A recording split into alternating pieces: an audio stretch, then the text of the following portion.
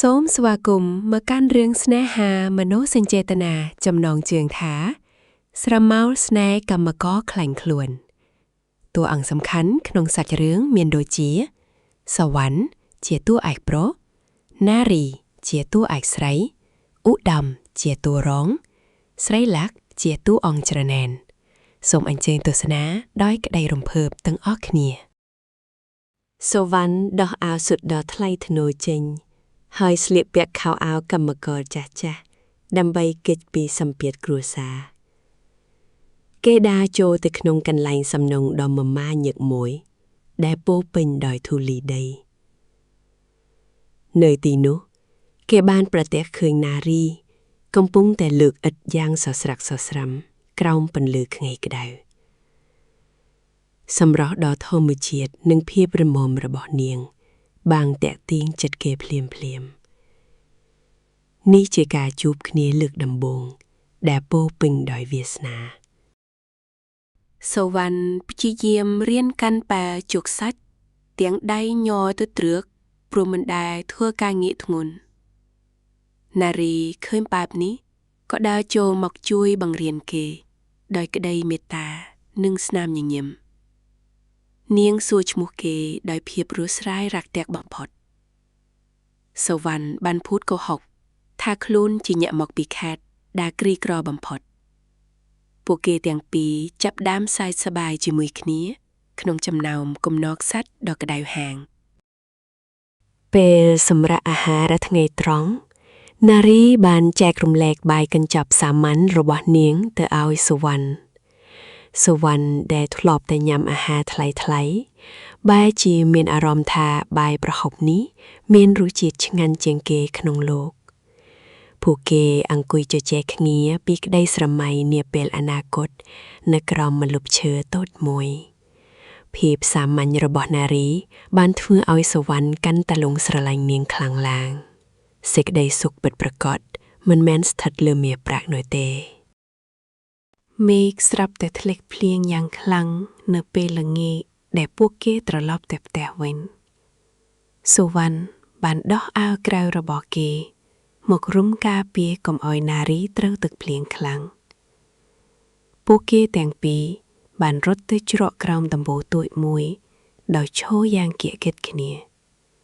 កែវភ្នែកពួកគេបានប្រសពគ្នាចំកណ្ដាលសំឡេងទឹកភ្លៀងដែលធ្លាក់មកភាពកក់ក្ដៅក្នុងបេះដូងបានកើតឡើងទោះបីជាអាកាសធាតុត្រជាក់យ៉ាងណាក៏ដោយសុវណ្ណបានលួចដើរតាមនារីទៅដល់ផ្ទះជួលតូចចង្អៀតរបស់នាងនៅចៃក្រុងគេបានឃើញនារីកំពុងមើលថែម្ដាយដែលឈឺធ្ងន់ដោយក្តីស្រឡាញ់និងភាពអត់ធ្មត់ទឹកភ្នែករបស់នាងបានហូរស្រុកមកពេលគិតពីប្រាក់ព្យាបាលដែលមិនគ្រប់គ្រាន់សុវណ្ណមានអារម្មណ៍ឈឺចាប់ខ្លាំងណាស់ដែលឃើញនារីដែលខ្លួនស្រឡាញ់ត្រូវរងទុក្ខបែបនេះ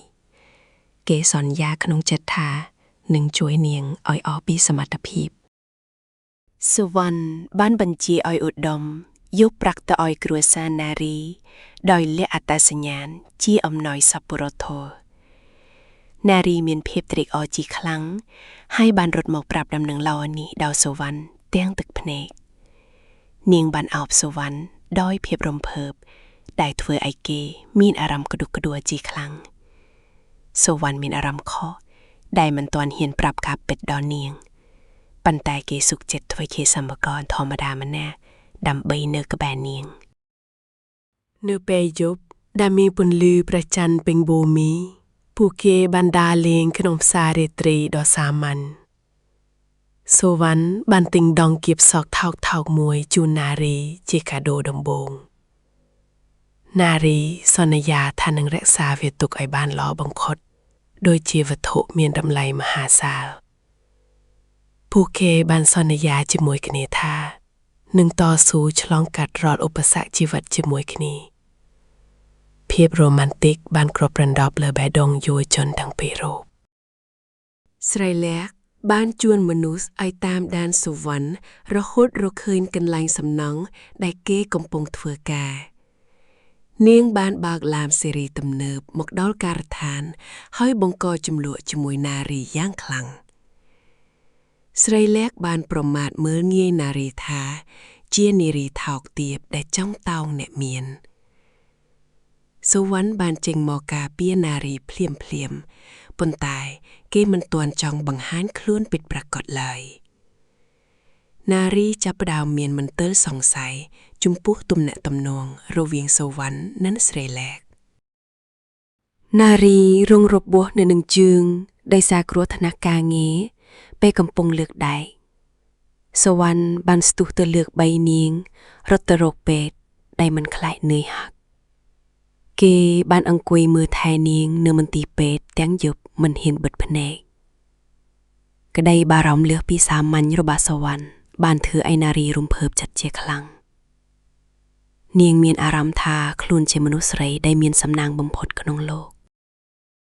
នារីបានសួរនាំសុវណ្ណដោយភាពស្មោះត្រង់អំពីអតីតកាលរបស់គេ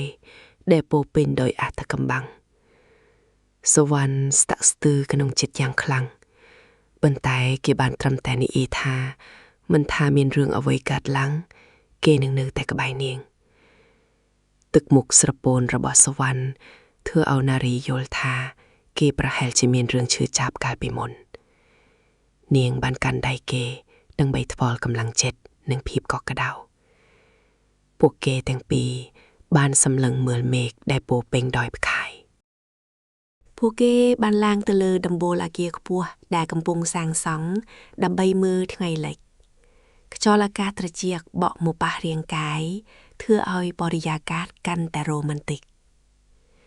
សុវណ្ណបានសារភាពស្នេហ៍ចំពោះនារីជាផ្លូវការនៅទីនោះនារីបានយល់ព្រមទទួលយកស្នេហាមួយនេះដោយក្តីរីករាយបំផុតពួកគេបានសន្យាថានឹងកសាងអនាគតដ៏ស្រស់បំព្រងជាមួយគ្នាឪពុករបស់សុវណ្ណបានដឹងរឿងគ្រប់យ៉ាងហើយបញ្ជាឲ្យអង្គរក្សមកបង្ខំសុវណ្ណឲ្យត្រឡប់ទៅផ្ទះវិញសុវណ្ណបានបកបដិសេធយ៉ាងដាច់អស់ហង្ការព្រោះគេជ្រើសរើសយកស្នេហាពិតឪពុករបស់គេបានគំរាមថានឹងបំផ្លាញការឋានសំណងនេះចោលប្រសិនបើសុវណ្ណមិនស្ដាប់តាមសុវណ្ណមានអារម្មណ៍តានតឹងនិងឈឺចាប់ដែលត្រូវជ្រើសរើសរវាងគ្រួសារនិងស្នេហាគេបានលះបង់ទុក្ខសោកនេះពីនារីបានប្រទះឃើញនាឡិកាដៃតម្លៃរាប់ម៉ឺន$ក្នុងកាបូបចាស់របស់សុវណ្ណដោយចៃដន្យនាងចាប់ផ្ដើមភ័យខ្លាចថាបុរសដែលនាងស្រឡាញ់ប្រហែលជាចោរលួចទ្រព្យគេសុវណ្ណព្យាយាមបញ្យល់នាងប៉ុន្តែគេកាន់តែនិយាយនាងកាន់តែមិនជឿជាក់ទំនុកចិត្តរវាងពួកគេចាប់ផ្ដើមមានរលកបោកមុខយ៉ាងខ្លាំងនារីដើរចិនតាំងទឹកតែណែកដោយភាពខកចិត្តស្រីលែកបានជួបនារីម្ដងទៀតហើយបង្ហាញរូបថតរបស់សុវណ្ណក្នុងឈុតសុទ្ធជាម្ចាស់ក្រុមហ៊ុនមហាសេដ្ឋីនារីតក់ស្លុតជាខ្លាំងនៅពេលដឹងថាខ្លួនត្រូវបានគេបោកប្រាស់អស់រយៈពេលជាយូរនាងមានអារម្មណ៍ថាខ្លួនគ្រាន់តែជាល្បែងកម្សាន្តរបស់សេដ្ឋីម្នាក់ប៉ុណ្ណោះភាពខុសគ្នាខាងវណ្ណៈបានคล้ายជាជញ្ជាំងខ្ពស់ដែលនាងមិនអាចឆ្លងផុតនាងសម្រេចចិត្តចាកចេញពីសុវណ្ណដោយគ្មានពីលាសុវណ្ណតាមរកនារីគ្រប់កន្លែងក្នុងទីក្រុងប៉ុន្តែមិនឃើញសម្រោរបស់នាងឡើយគេបានយំខ្សឹកខ្សួលម្នាក់ឯងក្នុងបន្ទប់ជួចាស់ដែលធ្លាប់មានអនុស្សាវរីយ៍ជាមួយគ្នាគេមានអារម្មណ៍ស្ដាយក្រោយដែលមិនបានប្រាប់ការពិតដល់នាងតាំងពីដំបូង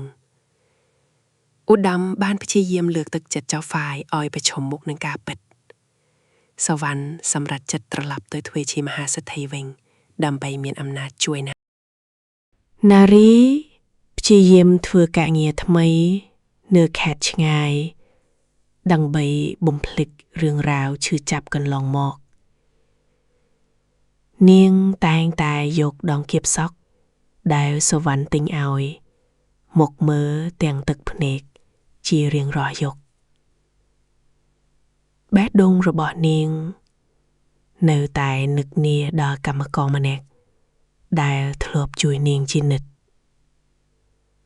tu bay chỉ kê chỉ nhạc miệng có niềng nơi tại sro lạnh buộc cờ lật lẽ canac xa mạnh rồi bỏ kê niềng mình đừng thả về sna nâng nóm bộ kê một chụp nèo vinh rồi yang na lời សុវណ្ណបានរៀបចំកម្មវិធីសម្ពោធគម្រោងអគារថ្មីដ៏ធំមួយដែលគេជាម្ចាស់វិនិយោគគេបានប្រើឥទ្ធិពលរបស់គេដើម្បីស្វែងរកនារីរហូតឃើញគេបានផ្ញើលិខិតអញ្ជើញពិសេសមួយទៅឲ្យនាងដោយផ្ទាល់ដៃនារីបានមកដល់កម្មវិធីទាំងភាពភ័យខ្លាចនិងអៀនខ្មាស់ក្នុងសម្លៀកបំពាក់ធម្មតាគ្រប់គ្នាបានសម្លឹងមើលនាងដោយកែវភ្នែកងឿងឆ្ងល់បំផុតសុវណ្ណបានដើរចុះពីលើវេទិកា